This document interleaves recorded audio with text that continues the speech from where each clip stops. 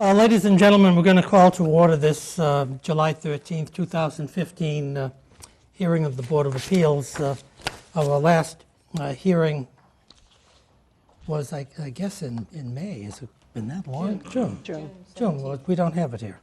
And we continued it till this evening. The evidence in this case is ended, so we continued the proceeding so that we could consider the application in open session and perhaps vote on it tonight. I don't know where we're going to be, but let's see where we go. My name is John Leonard. I'm chairman of the Board of Appeals. With me tonight and for the previous 8 or 9 hearings, to my immediate left is Board Member Jeffrey Mullen, and to my immediate right is Board Member Virginia Donahue King.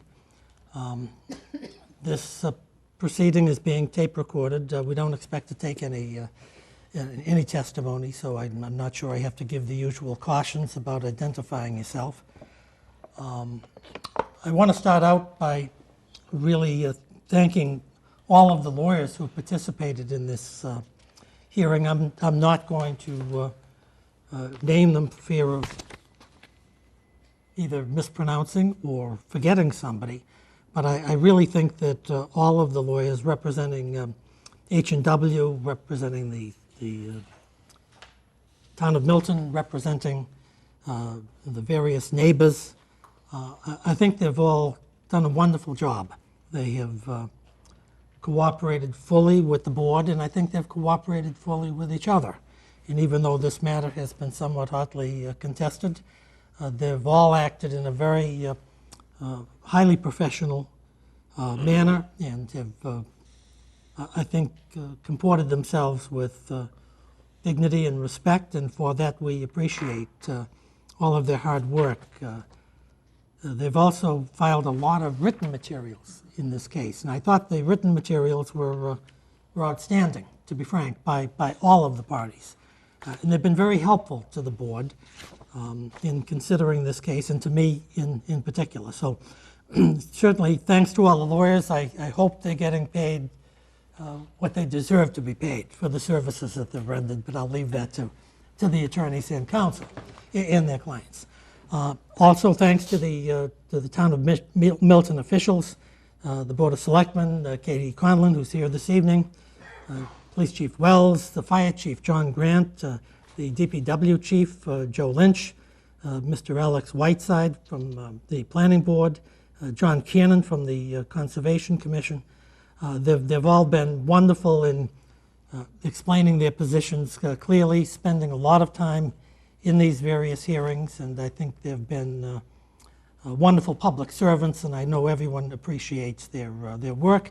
I also think the expert witnesses have testified for everyone in this case have also done a wonderful job. We know a lot of these people.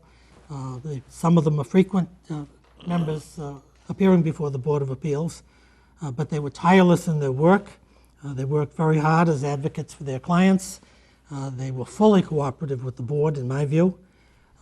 They filed more written materials than I wanted to read, but they certainly left no stone unturned, and I want to congratulate them for doing fine jobs for their clients. We recognize that expert witnesses are advocates for their clients, but even in their advocacy, I think they acted in utmost good faith, and that's it's really important, and it was helpful to the board. Thanks also to the citizens of Milton. We've had a lot of people attend these hearings. The issues for some of them are more acute and more immediate, but I think all of the abutters and everyone who's appeared at the public hearing and have spoken have conducted themselves with civility, dignity, intelligence, and I think they've done a wonderful job there. It's been no undue shows of emotion, no hostility. I think everyone has been businesslike, cordial, and we appreciate that. And I can tell you that that's really the way it's been. I've been on this board for 15, 16 years, maybe more. And it's always wonderful to hear Milton citizens express themselves coherently, intelligently, but in a candid, but good faith manner, and that happened here. The board did receive over 80 letters, emails, other types of correspondence related to this project. I have to confess that there was only one such letter that spoke in favor of the project as presented, and everyone else spoke in opposition to the project, as presented. But what I enjoyed about reading all of the letters, and we do read them and we consider them seriously as if they testified at the hearing, there wasn't one letter received from anybody who was opposed to building affordable housing on this site. There wasn't one person who wrote to the board who expressed any animosity towards Chapter 40B, affordable housing. In fact, all of the letters indicated that they thought that Milton needs more affordable housing, and this was a site for affordable housing. They just disagreed with the size and scope of the project for a wide variety of reasons. So I want to thank everyone who has submitted materials to the board. It's an important thing for them to do. With that as kind of a lengthy preamble, I think it's time for the board to discuss the application.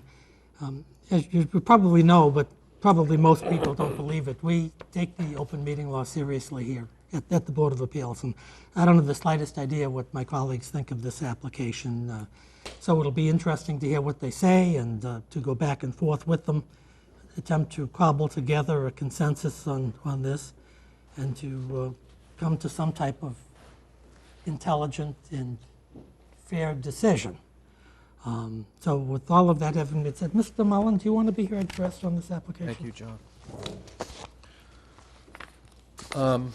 So I don't want to be redundant, take people's time, but I did want to thank everybody for participating in the process. This is my first time through it. As part of the review of the materials, I looked at the town's master plan and the housing production plan and familiarized myself with the statute and the regulations. And I'm aware that there's been a recent comprehensive permit application on another site in town, and I expect that 40B will be with the town of Milton for a while, so it's worth our while to become familiar with it and to become expert in it. I don't think, speaking for myself, that I am expert. I did attend all the hearings and listened and read everything and spent a fair bit of time thinking about this. So we're all learning. So if this hearing is a bit imperfect, I'll take some responsibility for it. It's my first time through it. And let me say, secondly, there's no doubt that more housing is needed from reviewing those plans. And anybody who is following housing trends or is a parent of children in Milton, and I count myself amongst both of them, has to be concerned about the availability of housing stock in our town. But as John indicated, I didn't hear anybody speaking out about that issue. I heard a lot of people speaking out about other issues. Thirdly, I heard that in this hearing that no site is perfect. I think was the testimony from actually the only person I think who, outside of the applicant, who came in front of us who was supporting it. And I don't think that's the standard. It's far from the standard. I don't know that there's a site in the Commonwealth that's perfect, but and I don't think anybody said that it was perfect. But I did want to point that out because we did spend some time talking about what the standard was. And just for the record, I understand that tonight the board may dispose of the application by approving it with conditions, or by denying it as not consistent with local needs. And we ought to spend a little bit of time on procedurally about what that really means. And the regulations also require a balancing test by municipal officials where the substantial housing need, which we've established exists, outweighs local concerns, which are defined in the regulations. And local concern really goes to health or safety of the occupants of the project or the residents of the municipality, to protect the natural environment, to promote better site and building design in relation to the surroundings and municipal and regional planning, or to preserve open space. I'm reading from the regulation when I say that, but I think it's important to get on the record that what local concern is really about, it's not about everything, but it's about specifically about the health or safety of the occupants, the natural environment, better site and building design, and preservation of open space. And then the balancing test requires a showing where the housing need is relatively great, or where the housing need is not so great. And I understand that may be a matter of opinion, but there is a balancing test going on. So we have the testimony, we have the standards that have been laid out in the regulation, and a balancing test. And I basically, we'll talk about the substance now. Talk about anything. So I'm going to you want, talk about Mr. the Milton. substance now. I'm going to break down my comment. I'm going to reserve my right to comment some more, and there's a lot of material here, but just for the purpose of setting the table, I think this hearing breaks down into two buckets, two things. One are major issues about what we heard, and the other are things we didn't hear, and I think we should have heard more and wish we did. With respect to what we heard, that is a concern to me with respect to the issues of local concern as defined in the regs. I think access to the site is an issue. Now, this is not traffic, this is access to the site. And when we talk about that, there was a lot of testimony about the width of the first of all, about the intensity of the use and the density of the use, and the need for prudent design to call for 2 access points. That may be ideal, that may not be possible, but nevertheless, it does only have 1 access point. And that 1 access point, in my view, is inadequate for the intensity of the use. When I asked why, I was told the frontage requirements did not permit it because the zoning frontage requirements on the property to the immediate south. But I scaled that up to 130 feet, and in a Residence C district, the frontage requirement is 75 feet. So it's not clear to me why this driveway can't be wider, given the fact that the applicant owns property to the south at 711 Randolph Avenue. That's a concern to me because, as manifested in this application, it affects the school bus waiting area. It affects the fact that we don't have an ability for emergency vehicles to get up the driveway in the event of a closure of the road at its terminus.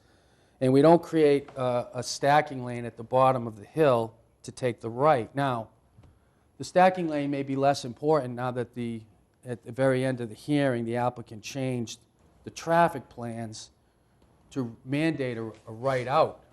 But I think the right out raised more issues than it solved in the application. And coming at so late, it didn't give me a comfort level that the neighbors or the town had an adequate opportunity to really review what that meant.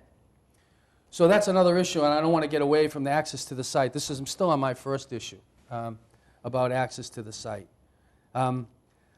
The second place where access to the site manifests itself is with the fire code. I read the fire code. I know there was a lot of talk about what this was, private way, public way, driveway. I don't think the access road is anything more than a driveway. It's privately owned. It'll be privately maintained.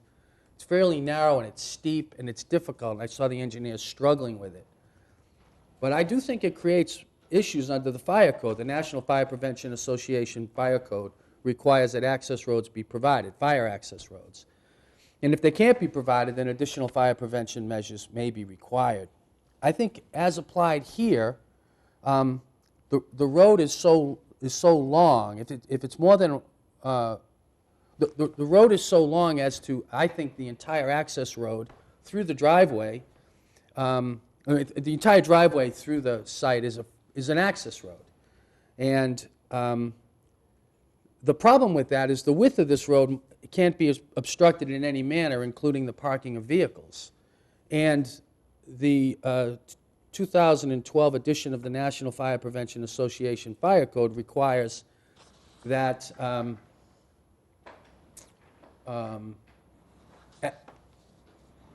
provisions be made for apparatus to turn around. I don't see that in the application.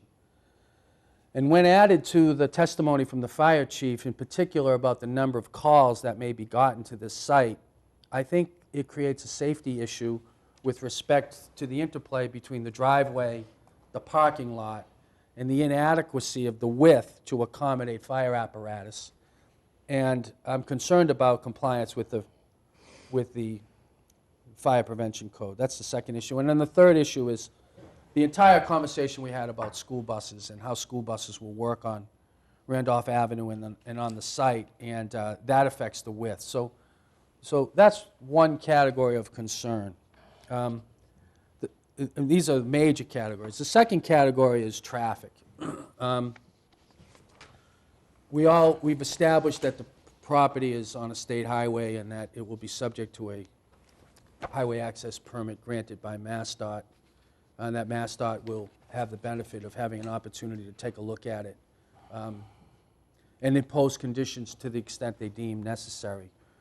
We had some testimony from the fire chief and from the police chief in particular about the condition of traffic on Randolph Avenue, and I think that anybody who lives in this town is generally familiar with Randolph Avenue, but if they're not, and I think it's fair to say that while the crash rates on Route 28, Randolph Avenue may not be statistically significant, I think the fatals are. And I think Randolph Avenue is one of the most dangerous roads in the town, and I think the police chief's testimony alluded to that, also alluded to the fact that the project site, that the traffic on Randolph Avenue backs up to the project site in the afternoon on occasion, creating significant safety concerns. So having established that Randolph Avenue is a difficult road to work with, to traverse, and the concern we expressed about lefts exiting in the morning in particular and lefts entering in the evening in particular, I was surprised to see the applicant change the plan at the last minute to require rights out. And that was exacerbated by the fact that there didn't seem to be any attention paid to Heather Drive or Mark Lane or Hillside Drive. Hillside Street. To say nothing of all of the attention we paid to, and was paid, appropriately so, to Highland. The issue, of course, is that I would say, or common sense would say, that certainly a fair bit of the people exiting in the morning are headed north. But if they have to exit and head south, they need to get north at some point. And it doesn't seem logical to me that people would drive over to Hewlin Rink to get to town. I think what they're going to do is go on Heather Drive, which is what I would do. I'd take a right on Heather Drive and a left on Mark Lane and another left on Hillside and get up to the light at Eagle Farm and take a left on Randolph Avenue. And there was no study of that, no discussion with a neighborhood that's already experiencing traffic issues, as I know from what I know about what the Traffic Commission is dealing with. That's to say nothing of people who will try to take a left, take a right on Hallen or Reed or any of the other sites to get up to Highland, to go down to the hospital and take a right on Canton Avenue and head into town that way. I think there are significant issues about traffic in general, and I think the application suffered from a change late in the game where the impacts of traffic as applied to the neighborhood, the community, and the region at large was difficult. My third area is I saw in the MHFA letter dated May 27, I commented on this a few times, that the project must be consistent with the Commonwealth Sustainable Development Principles, and I see that the application says that it is, but I really don't think that it is. And I don't think it is for the following reasons. I don't think the site contributes to the revitalization of a town center. I don't think it provides transportation choice. I don't think it's walkable, certainly not walkable to real public transportation. We've had a lot of conversations about while the 240 runs up runs up Randolph Avenue. It requires that people cross Randolph Avenue to get there. They'll have to do that at the light. I don't think that's going to happen. We had testimony from the applicant's engineer that it was an auto-centric development inconsistent with providing transportation choice. I don't think the project is walkable to transit, to downtown, to a village center, or to retail services or an employment center.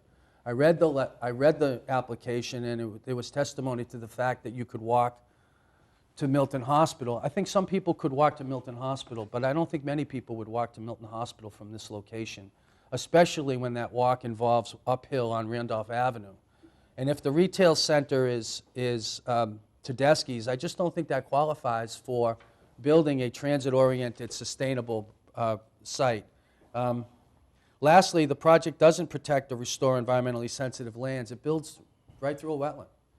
It has massive impacts to a buffer zone and significant resource areas of the town of Milton. I don't pretend to be an expert in environmental law. I know there are some in this room, and I don't want to overstep my level of expertise, but I don't think the project is what I would call a brownfield project. I don't think it's fair to represent it as being protective or restorative of environmentally sensitive lands, nor does it conserve resources.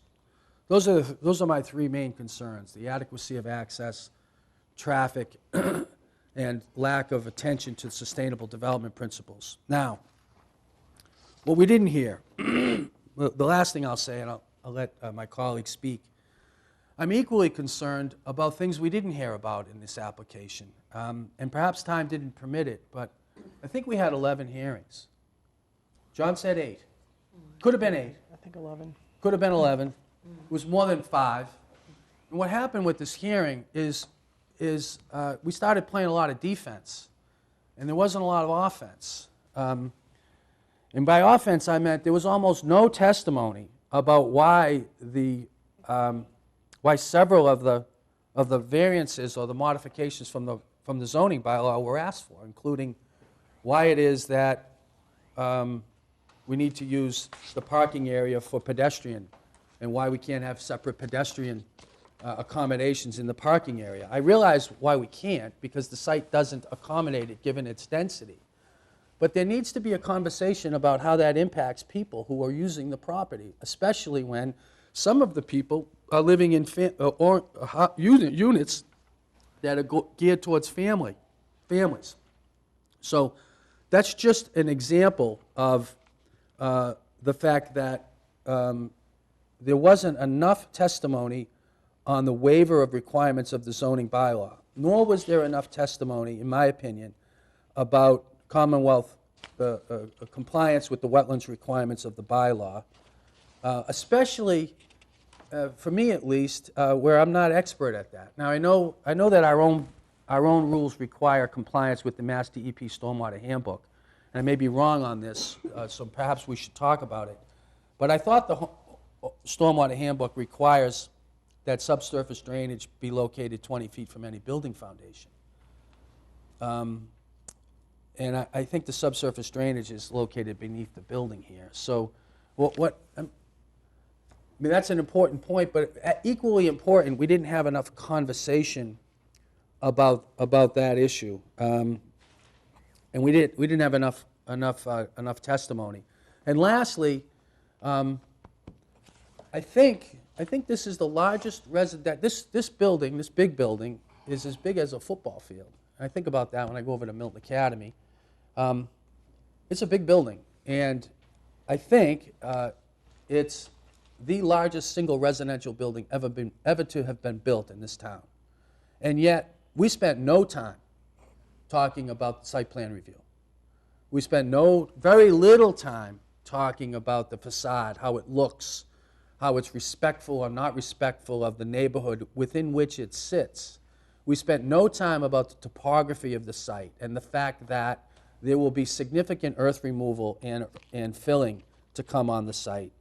And that was perhaps a failure on all of our parts, but the thought that we would completely waive the site plan requirements that are in the bylaw in a building of such significance doesn't strike me as prudent, nor consistent with local concern, especially when one of the principles of local concern is to foster good design.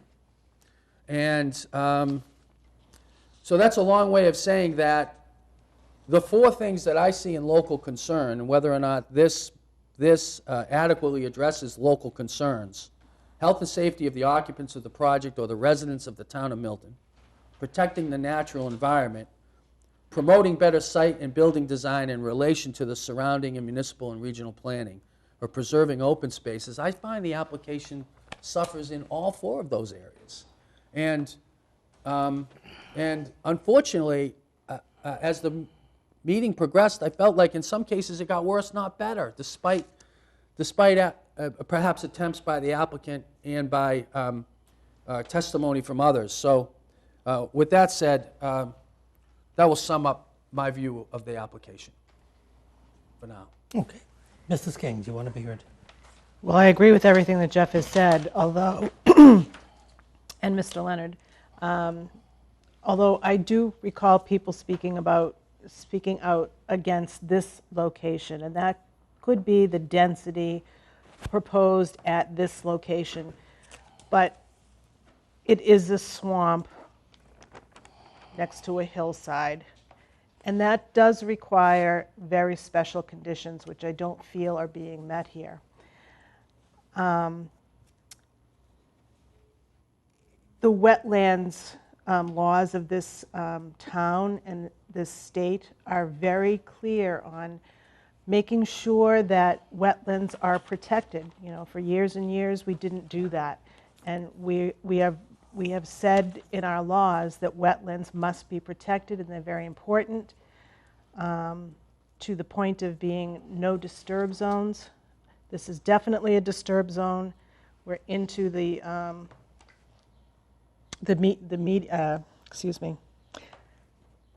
bordering of the wetlands.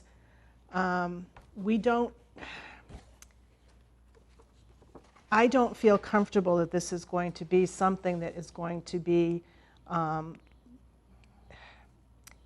I feel very bad that the people that live down there are going to have all kinds of things to deal with in the water department. I don't feel that this much of a change in the topography, the surface area, the impermeable areas is going to be anything that anybody has ever planned on. I think it's going to be a very terrible thing. And I, you know, as we've said, there was a lot of things that we weren't able to talk about because things did change on the way. It doesn't matter if it was right to change or wrong to change. It did happen on the way, and that leaves us with less information than we would like on the particulars of what's going to happen here.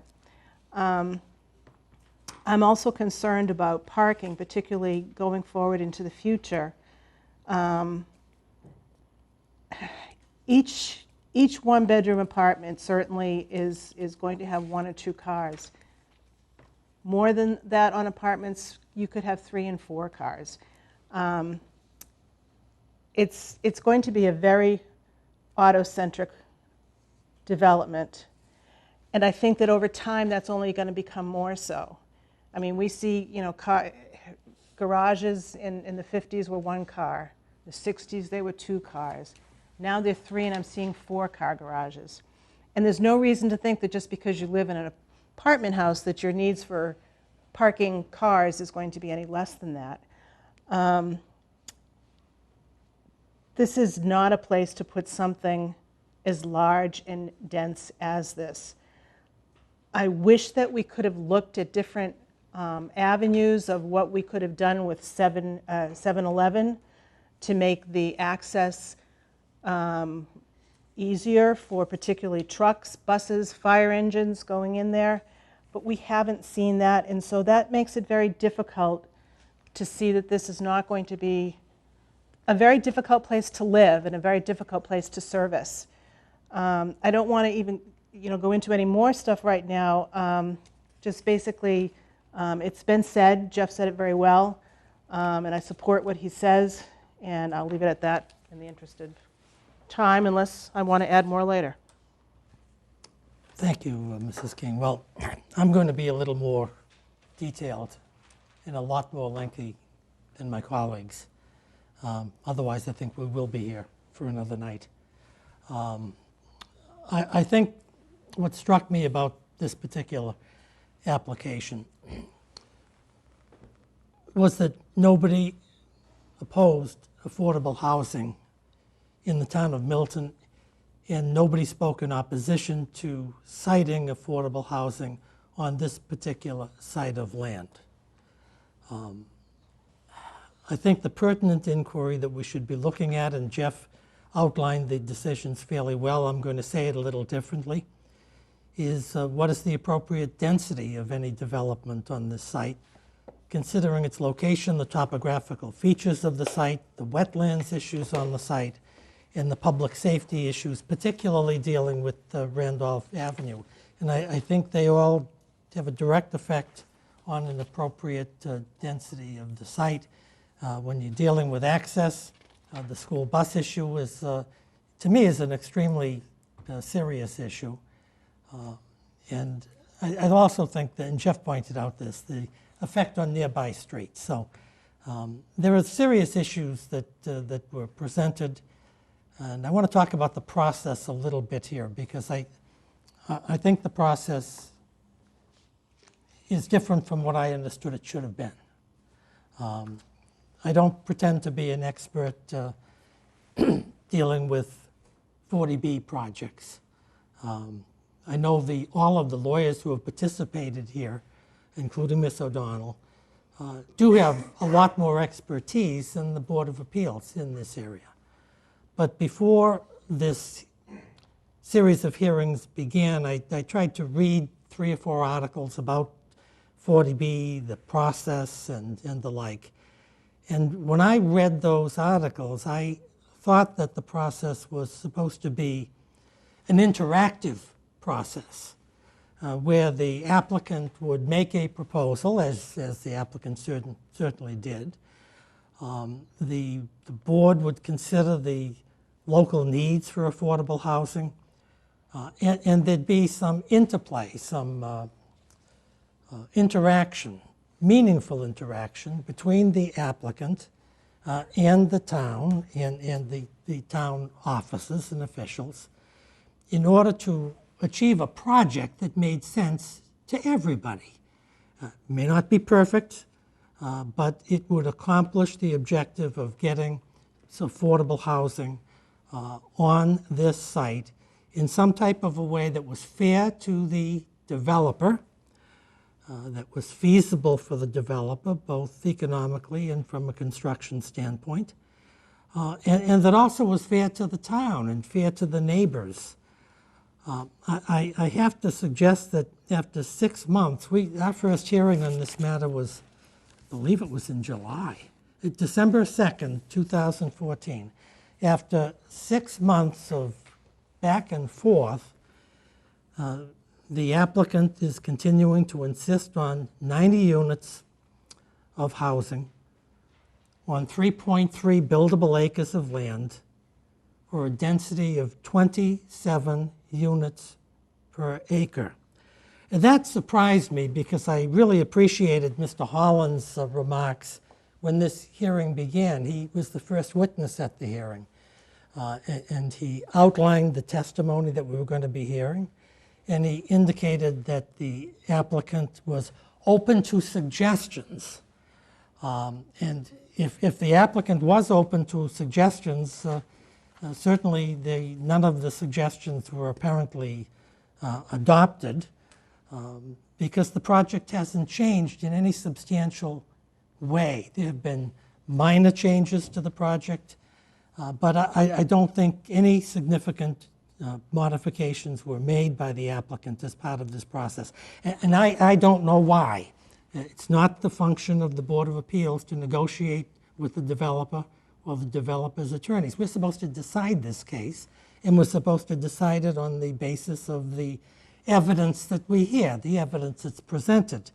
And once we start to delve into what offers and counteroffers and what negotiations are going on, we're in I think, improper territory here. So all I know is that after 6 months here, we don't have a meaningful change in this project. And I think that's kind of remarkable because here we have 2 buildings being proposed. Jeff mentioned one of these. Is 100 yards long, 5 stories high, serviced by 1 elevator at the far end of the building. I asked the applicant and witnesses from the applicant to show us similar buildings anywhere in the neighborhood, in the town of Milton and cities and towns surrounding Milton. Not one such example was provided. The density of this project, in my view, is extreme. I grew up in South Boston, and I lived in housing projects when I was a kid. And none of those housing projects that I lived in had any type of density such as been proposed here. In addition to the size of the buildings, and I don't want to be cruel or unkind, but I don't think these are tasteful buildings. I'm not an architect. I'm not going to profess to be an architect. But we did receive communications from our chairman of the planning board, Alexander Whiteside, who characterized this architecture as unnecessarily bad. He comments that 40B doesn't, use his exact words, require bad architecture, and that a 40B development does not have to be ugly. We started out here, the original application was 72 units in so-called garden-style apartments. I didn't think they were particularly garden-style. But when this project went to 90 units, it went to huge buildings that, in my view, are not practical. They wouldn't be fun to live in. They certainly aren't fun to look at. They're not pleasant. They're totally,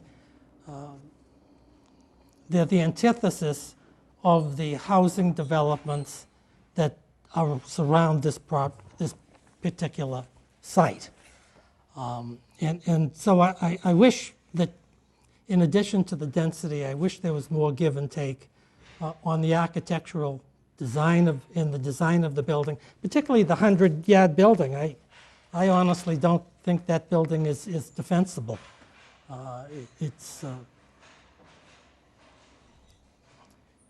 If the land, I've talked with a lot of land use planners, and they tell everyone, well, the land speaks to me. That's how they get a sense. The land here isn't speaking about 100-yard buildings. I can assure you of that. With respect to the interplay between the town and the developer, whatever it was, when I reviewed my notes, and I ruined my weekend reviewing my notes, but I think it may be helpful for this hearing, I noted a comment by Travis Greeley, who lives at 45 Clifton Road. He said that the project is too dense, and all the developer does is defend the project, and there's no compromise. Attorney Kerry Choi, who practices law in Boston, says the project is too large. It is an egregious departure from reasonableness. Our, I think, former chairman of the Board of Selectmen, but still a present select person, Katie Conlon, spoke to us, and she told us that the key problem with this project was the density of the project, that 27 units per acre, in the board's opinion, was far too much density. Now, there's absolutely no question that the applicant is the full legal right and ability to say, I want a 90-unit project, and I want that voted on. And I'm not going to hold that against the developer. You've certainly got the right to do it. But I've always been taught, practicing law and trying cases here and there, that it's always preferable if you can keep a decision within your own hands.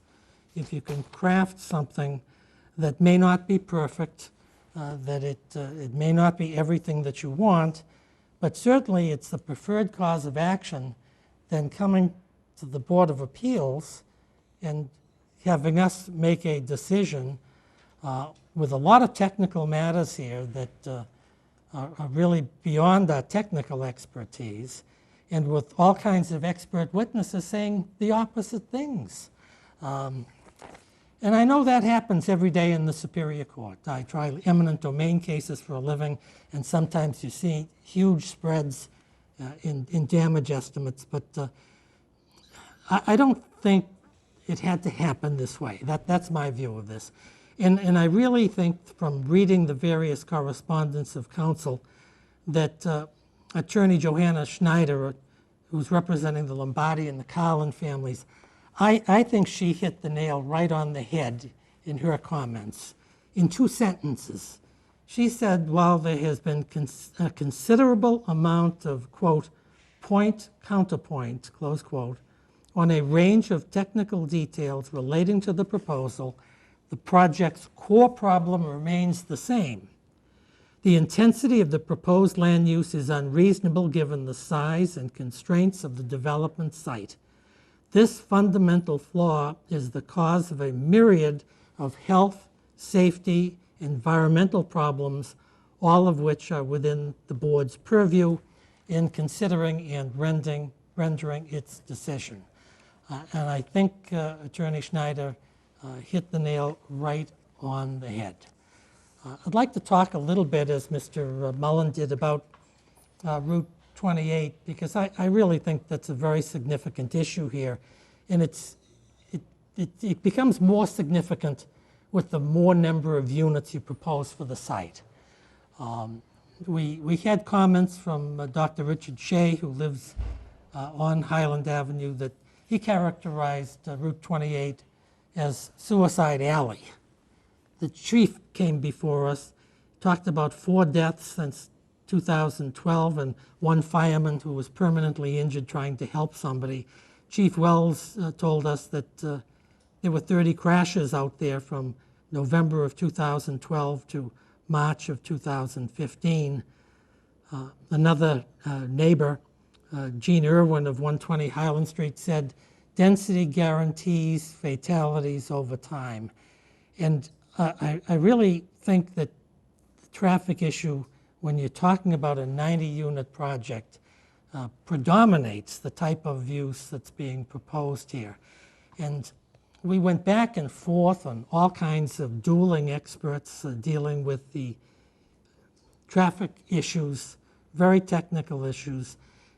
I just want to let everyone know out there who's in the public and maybe just listening that the difference between an expert witness and an ordinary witness is an expert witness can express opinions because of their particular skill. But just because they can express opinions doesn't mean their opinions have to be believed. You can accept all of an expert witness's opinion, you can reject all of an expert witness's opinion, or you can take some of that expert witness's opinion and take and reject other portions of it. So you weigh an expert opinion just as you weigh the credibility of any witness who testifies before you. And to me, it was disappointing, I think, that it took almost 5 months for the applicant to finally admit that taking a left-hand turn out of this project was going to be of concern. And to Mr. Mullen's point here, I think we received the gap study on the last hearing after 6 months of talking about traffic on Randolph Avenue. And you have to ask, why wouldn't the gap study have been one of the first things? Because we were talking about that in the first or second hearing. I made tried to make some whimsical comments about people zipping out of this driveway in Volkswagens and all of that. But Dr. Delaski, who was a very interesting witness, a very skilled guy, rendered the gap opinion at the last hearing, to the best of my knowledge and recollection. And even he had to conclude that it was not good practice to take a left-hand turn out of this property in the morning from 7 to 9.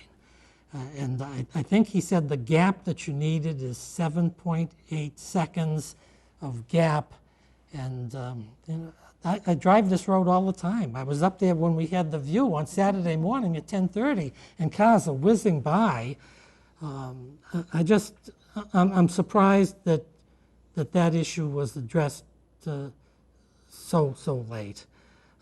As I indicated, the applicant, in my opinion, did not make substantial changes to the project. It made incidental changes, changing the slope of the children's parking lot from 10% to 5.4, regrading the driveway from 5.6 to 5.2, adding a new backup area. Well, that helps, but adding retaining walls. I think that most of the problems with this project really relate to its density and to excessive density.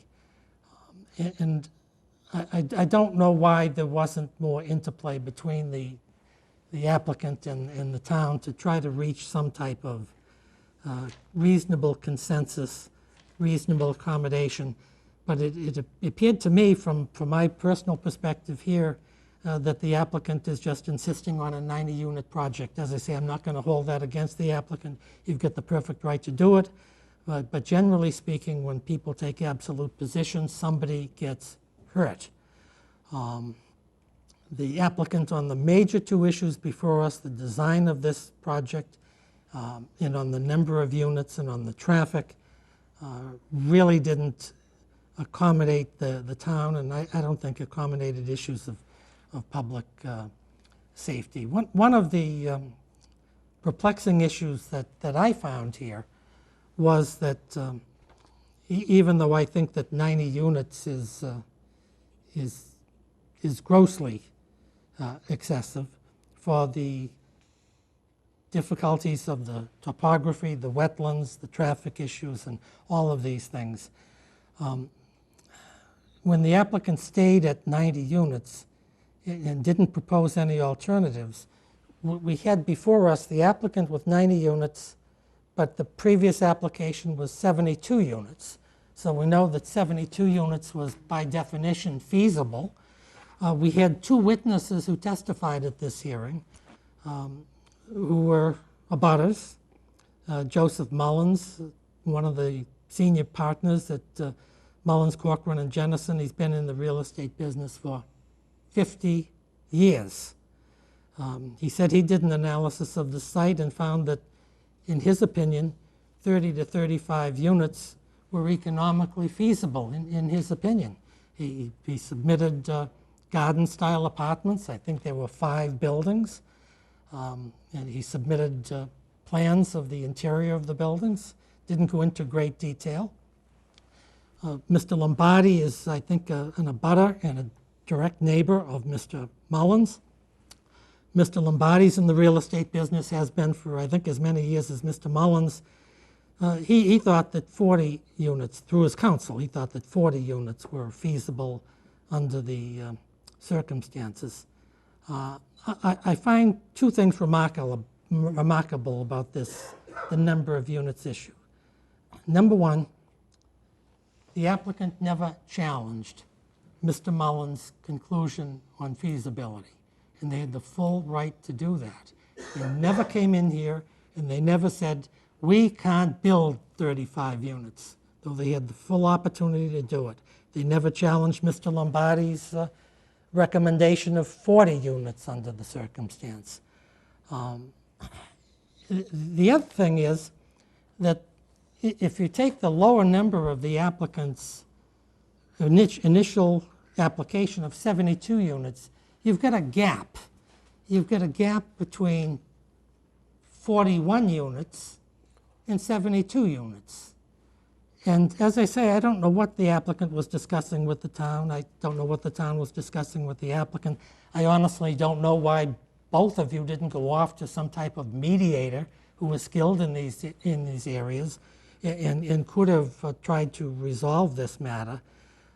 But the board has to decide the case on the evidence that's presented, and here the applicant presented no evidence whatsoever of the feasibility of a project on this site with its particular topographical and wetlands constraints and the traffic constraints as to whether 45 units was feasible. No, you need 50 units to be feasible. No, you need 60 units to be feasible. None of that evidence was offered, and the applicant essentially is throwing his lot for 92 units because we have to decide the case based upon the evidence. We can't guess and make speculative decisions.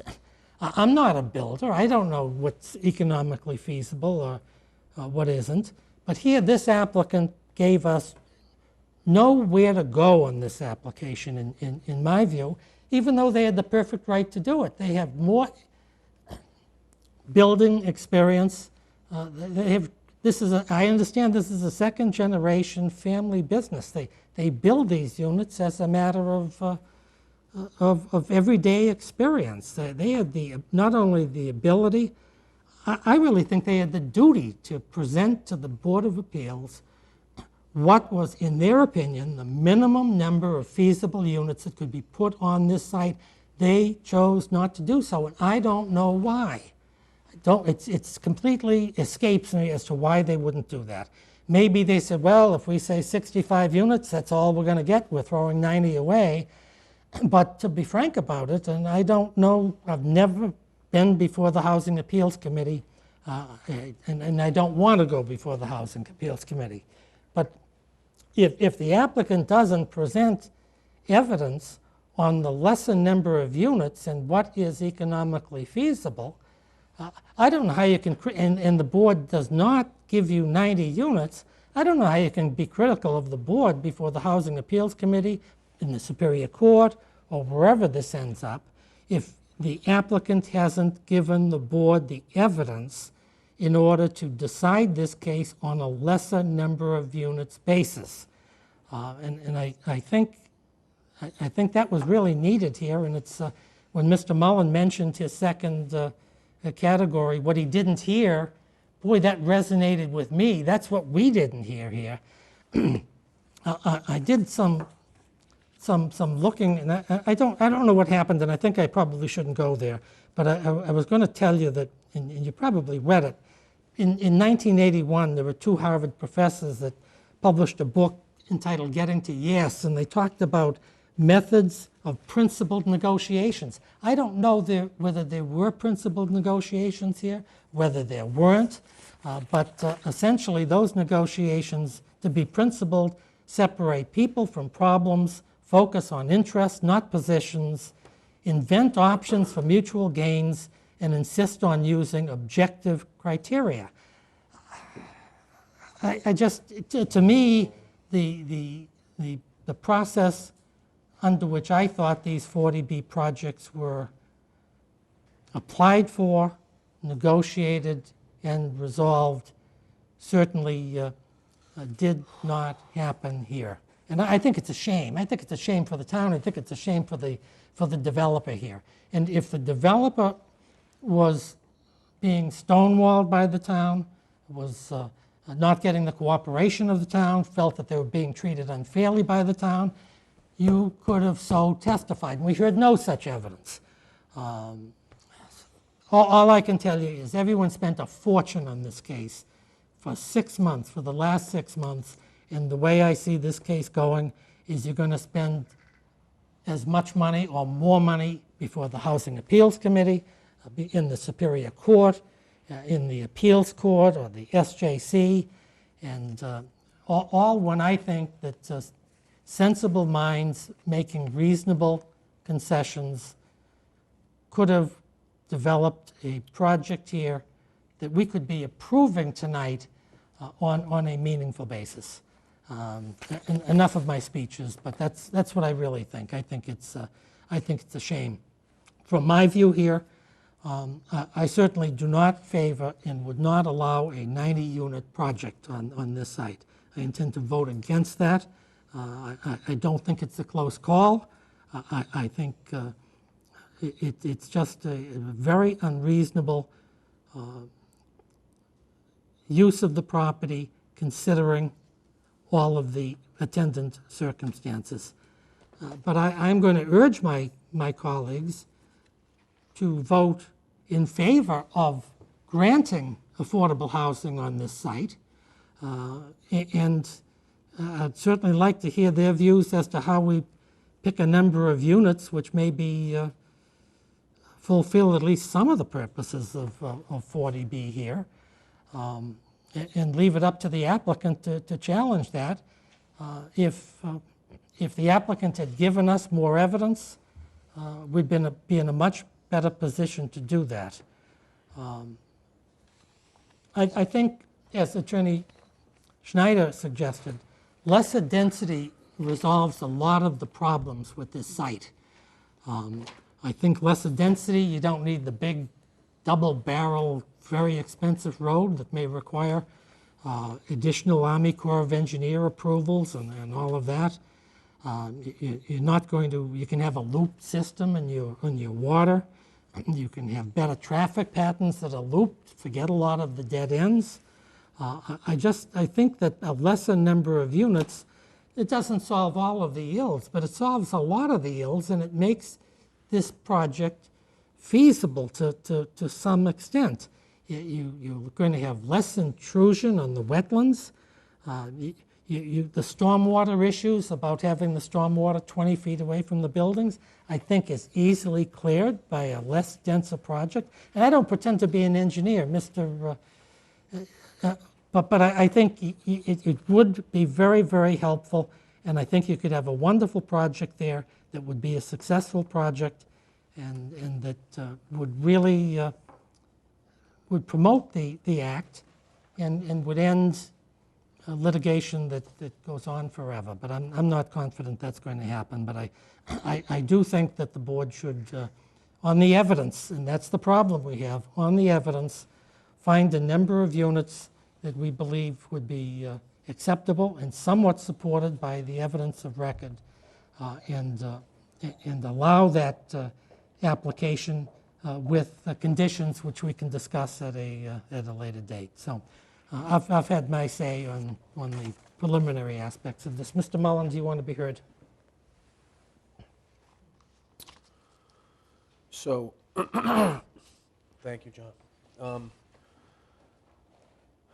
So we had a lot of conversation about the affordability of this project, and we were careful and mindful of the fact that the regulations really don't permit us to review the financial statements in the first instance. But I was interested in the affordability issues and the I don't know the right word under the regulation, but the balance, if you will, between the need for affordable housing and the ability or the need for the developer to make profit weighed against these I consider insurmountable issues with building that number of units on that site. It's not just on a busy road, very busy road. It's not just very steep. It's not just wet. It's all of those. And it's not just a piece of open space that we're plunking down, or we propose to plunk down one of the most dense developments in the town. It's all of those, and I think all of those are, to use the regulatory term, a local concern, which were really at the heart of my testimony. But so with that said, John, I think the problem that the board faces is we really have no alternative, and it's in terms of the number of units, and I have no evidence. So maybe I'll look for evidence. I haven't found it. There's more evidence than what we've got here. I know there's a larger file. There's no evidence as to what a number of units would be affordable or would be capable of being built to affect that balance, where the less intensive use does not exacerbate the situation that is manifest as a result of, just to go back to my initial comments, an inadequate site situation, whether that be a narrow entrance or a narrower entrance, particularly when weighed against the fact that the site's so big and only has one entrance and exit, a very difficult traffic situation made worse by the evolving nature of the application. And my third point was right at the top of my head. This is the lack of sustainable principles being adopted, which I think are increasingly important and very important to a town like Milton. So, while I hear you on the suggestion, if we are to head in that direction, and maybe we should have that conversation, I'm not prepared to have a conversation over any particular number of units because all we really have is 90. And I don't know whether or not that would be 40 or 35, and even the application submitted by Mr. Mullins, I don't think was really reviewed in a way that we would have liked to have reviewed for the purpose. So if you're suggesting that we try to arrive at an amount of units that would affect this balancing test, lower the density, and affect the balancing test, we can have that conversation, but I don't know what number of units it would be. That's my those are my thoughts. Mrs. My King? thought on that is that we had evidence submitted by Mr. Mullins that was not refuted. That 30 units was feasible economically. I say we could take that number and run with it if we chose to do so.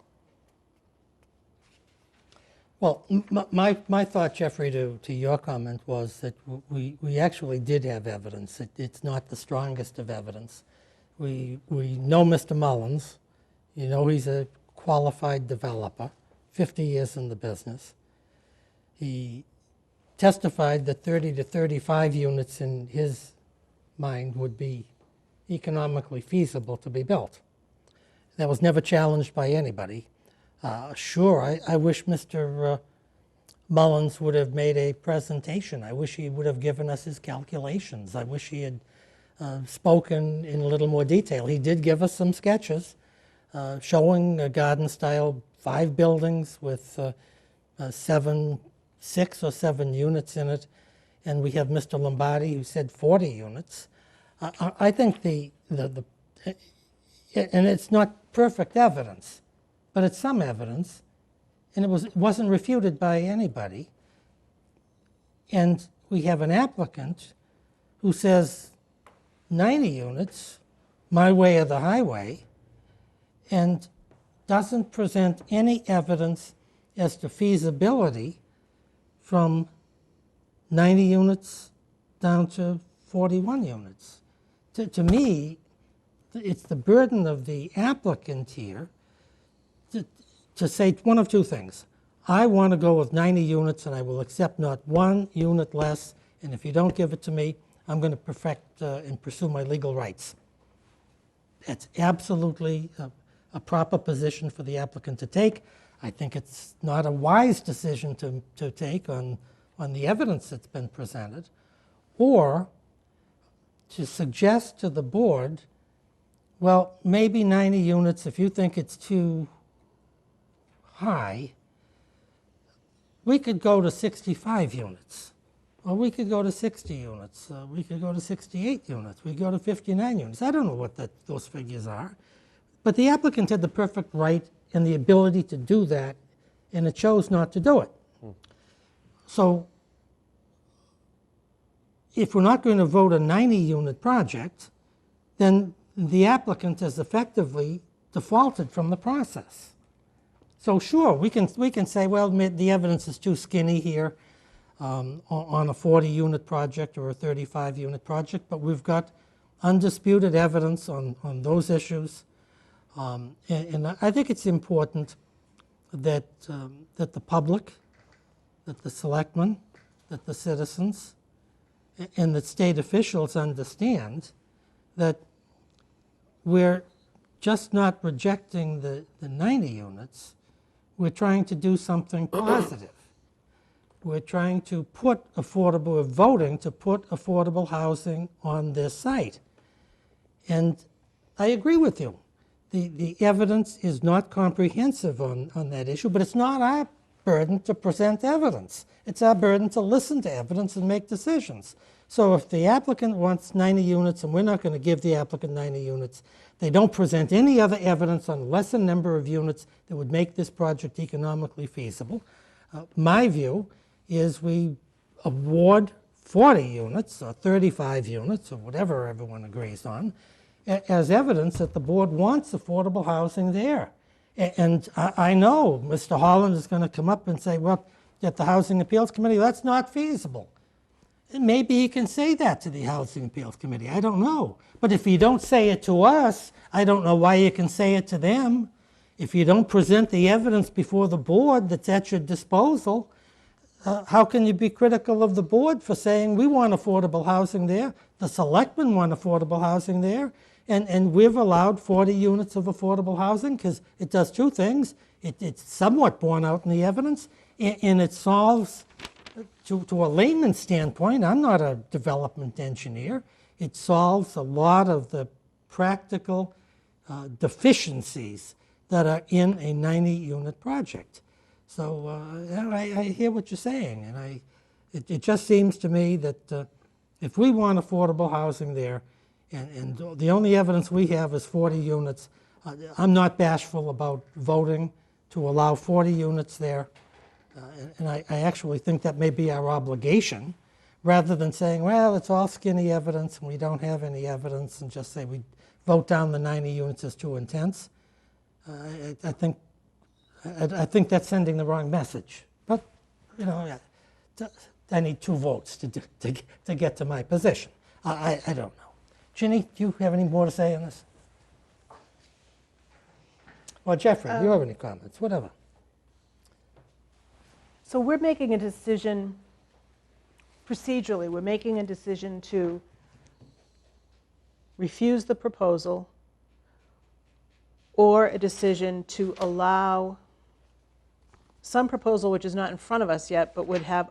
Well, it is in front of us. We have an applicant who's proposed 90 units that we think is far too intense, and the conditions are probably not going to be met. And we have all these health and safety issues. So my view is that we should allow the application, but for a lesser number of units. We've got the absolute right to do that. I guess the Housing Appeals Committee can say, well, you're wrong, or it's not feasible, or whatever. But you know, my comment is, well, the developer here, the applicant, didn't say it wasn't feasible, and presented no evidence on feasibility of a lesser. And that's what I can't understand. If the applicant's position is 90 units, my way or the highway, that's one thing, I understand that. If the applicant's position is, well, you know, maybe 90 units does have some issues and problems, why don't they come back to us and say, well, give us a lesser number of units and we can solve some of these problems? That's what I thought the process was supposed to be here, and it wasn't. So, let me just say, please. I mean to interrupt you. What we can do, Ginny, is we can approve the permit. We can approve it with conditions, height, size, site plan, shape, building materials that address issues of local concern, or we can deny it. If we deny it, we need to find that there are no conditions that will adequately address those local concerns. The issue that I have with this application is that there's not a lot of options here, and there's very little testimony, so I don't see where we can draw a line. And while density is the #1 issue, it's not the only issue. Although I do agree with everybody and all that's been said about the intensity of use being the #1 problem or #1 issue. Let me. The concern I have is substituting our judgment for. Substituting a proposal for another one, and I'm not ready. I mean, we could talk. We've worked. The 3 of us have been on this board for many years, so I'm happy to have that conversation. But I'd want to understand a little bit more about more than just number of units, and where we can begin to dictate that. So, for example, would a lower number of units permit the left out? No, we'd say, no, Yeah. we'd put as a condition there'd be no left out. I know, but then we're in a Would situation. it make of it safer? It would have to make it somewhat safer. And what do you say to the people up in Hillside? It doesn't I address say that issue. Well, it doesn't address all of the issues, but you know what practically is going to happen here? You deny this application out of hand. Well, So we're no, not doing- no 90 units, and you don't permit any affordable housing.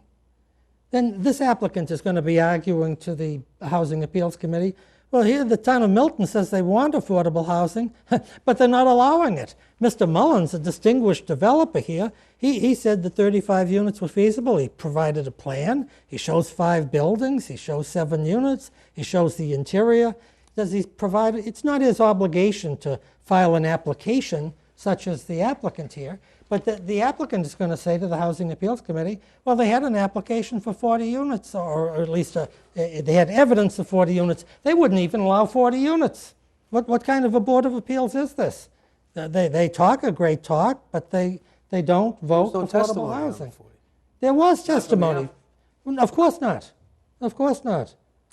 Do you expect the applicant to, if the applicant came down and said, look, at 70 units, that's the minimum we can do, and we debate that, we vote it one way or the other, that's fine. But the applicant has, for 6 months, demanded 90 units and has not changed in that position, which to me leads me to the conclusion that that's what they want, 90 units, and they don't want 72 units, and they want to build these 2 big buildings, irrespective of what anyone says. And I think it's a mistake for the board just to vote that down. We have the right, even if the applicant doesn't say one word, to say 55 units. We're going to allow you 55 units, not 90, 55. I say, well, what evidence do we have to go to 55 units? The applicant hasn't given us any evidence that 55 units is good, bad, indifferent, feasible, infeasible. The only evidence that we have here is from Mr. Mullins and from Mr. Lombardi to a lesser extent. But it's evidence at the hearing. So My question is now, we're not supposed to go out and get the development consultants to give us that information. We're supposed to be listening to the evidence and deciding it and coming to a fair decision. my question is Sure. now, by approving some lower number in the 30 to 40 range, certainly we're going to have to put, what would this decision look like? Is it going to, are we looking at those waivers that were all asked for, as, depending upon what? Sure, of the- course you are. You're looking at all of the waivers, you're looking at the conditions, and you would impose a series of conditions. Now, they're not going to be as specific as we may like, because we don't have an engineering firm at our disposal here. Yeah, and we don't know what it's going to look like, so it's kind of hard to make that proposal. Well, it may very well be. It's all I know is we've been dealt a hand, and that's the hand we've got to play. And that's the hand I would advocate our playing. And if it gets to the Housing Appeals Committee, as I think surely it will, and they think 45 units or 40 units is, I think 40 is the better number, is economically feasible, then the applicant's going to have to call Mr. James Burke, get him off the golf course, and get him to redesign the units and to design the driveway, and to which would be a lesser intensity, and to loop the roads. And if they can't be looped, then you'd give relief. You'd give them some type of relief from those issues that could, maybe there are some issues that just can't be solved. I'm just not an engineer. I can't answer that.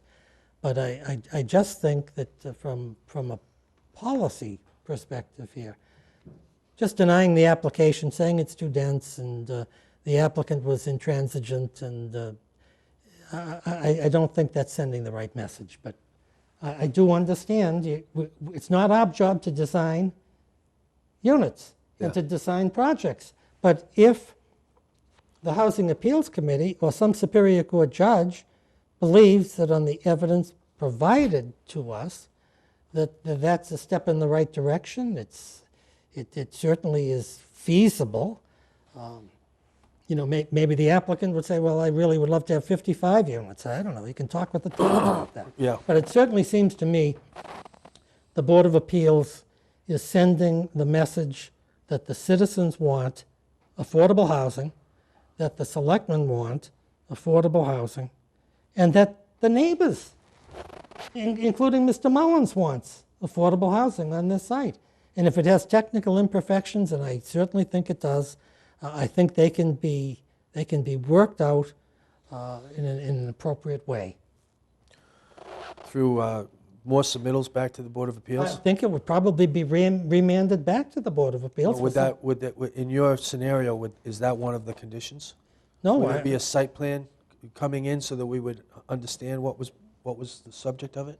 well, I think that if the Housing Appeals Committee found that our position was reasonable, I think they would refer it back to the board with the obligation to prepare the type of submittals here that would be commensurate and consistent with a 40-unit project. So I'm not interested in protracted litigation, but I'm also not interested or don't think, after having sat in this hearing for as long as we've sat, that there's any evidence that the applicant would accept lower than 90 units. I'm sorry to say that, despite the town's need for housing. I'm frustrated we don't understand more about the finances, because it seems to me a lot of this surrounds the finances, and the town's been almost put in a pretty difficult spot. And I find the application, both the MHFA and at the town, to be deficient from that perspective. I wonder, John, if we couldn't take some more time on this thought. I'd like to go through the record before we got to this. I don't mean to take up everybody's time, but this is a big deal, right? And we've put a lot of time into this, and yeah, I'd like to refamiliarize myself with that proposal, and I'd like to understand how conditions could be crafted that would address local concern, because at my review of the application, it would be hard to. I suppose it's possible, maybe, with a lower dense site, but the problems with the application are on and off-site. And there are a number of off-site, or at least a couple of off-site issues that haven't been addressed and may not possibly be addressed, or could possibly be addressed, but not by the board, not without some significant thought and a little bit of shoe leather in talking to people about how development impacts the town. And that hasn't happened here. So, Right, but how are you going to get that type of evidence? I don't know, but You can't. I know, It's I'm not the outside of developer, though. administrative. It's outside the administrative I process. understand. It's part of the problem, but it's not of our making. I'm just saying that you'd need to have conditions that address not just the on-site impacts, but the off-site impacts. Because it's the totality of the impacts that go to the local concerns. Or you deal with some of those impacts if the project goes forward. If a less dense project goes forward, you deal with some of those impacts. For example, the streets, if people are taking a right out. Chief Wells certainly knows how to rearrange the traffic patterns on the streets and making certain streets one way or alternating, or those are issues which can be.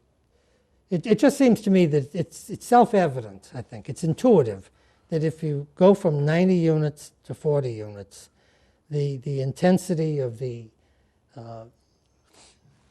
intensity of the issues on the site, it has to be loosened up. The site does have more room.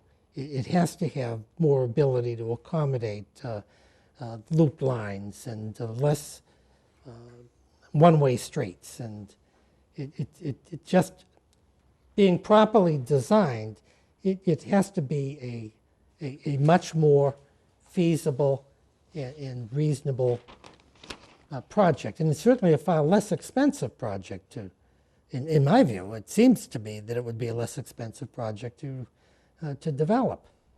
And I'm not sure we have to get overly involved in those details, except to take some of the big ticket items that may be an impediment to a smaller project, like requiring a boulevard, as some of the engineers suggested.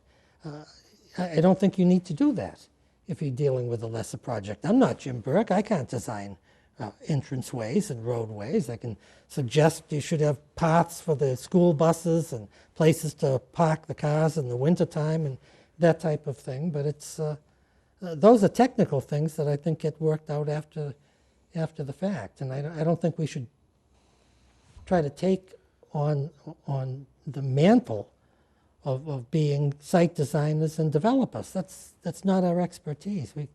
We'd have to be meeting for the next 5 years to try to do something like that. That's the applicant's ability. If the applicant is given 40 units to develop and chooses not to do it and wants to walk, then the applicant can walk. If the applicant wants to do a 40-unit development there and it's approved by the Housing Appeals Committee, then they can design the project and do it. That's the applicant's burden, not ours. And I'm certainly willing to continue the hearing, give you time to think about it or do whatever you want to do research. But the point is, I think this application has to be decided somewhere in my notes. I think it's the 29th. the 29th. Yeah, by the 29th. So Well, that's one of the reasons why I'm suggesting that, what I'm suggesting. If we've got a few days to think about this, I'd like to ask for the time Of course, sure. and read this stuff a little bit with this in mind. But I don't know. Jenny, what do you have to say? I would love to get this done by the 22nd. Oh, Okay. yeah, no, that's fine. I think that's fine. Mrs. Fitzgerald was kind enough to give me some information. Today's the 13th. We could go over to the 16th or to the 20th. Either of those dates good for you, Mr. Mullen?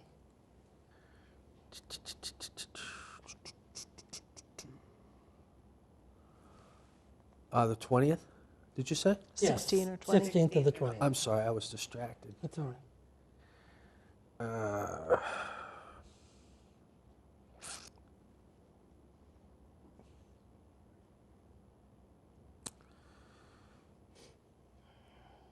Ooh.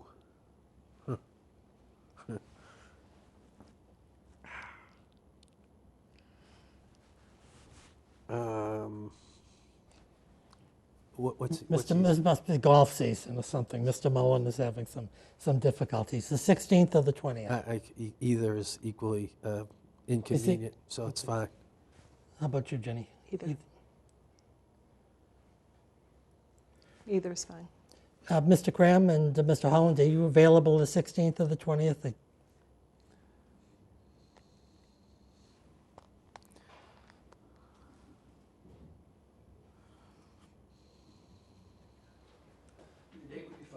Either date? Yes. Okay.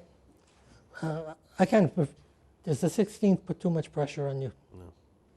It's fine. Okay, then is there any other discussion we want to have at this I don't, hearing? Do you have anything else you want to say? No. Mrs. King, do you have No. anything else you want to say? Okay, so do you know, Mrs. Fitzgerald, whether the Blute is available on the 16th? Yeah, I already booked it. Okay, so do you want to do 7 or 7:30? 7:30.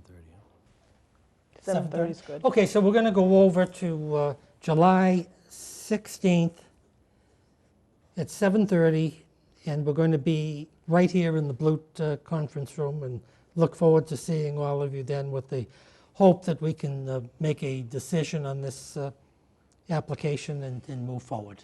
So thank you for coming tonight, and I'm sorry, Miss O'Donnell, I don't mean to be rude. No. Is that date good for you too? I should have asked you. It's fine.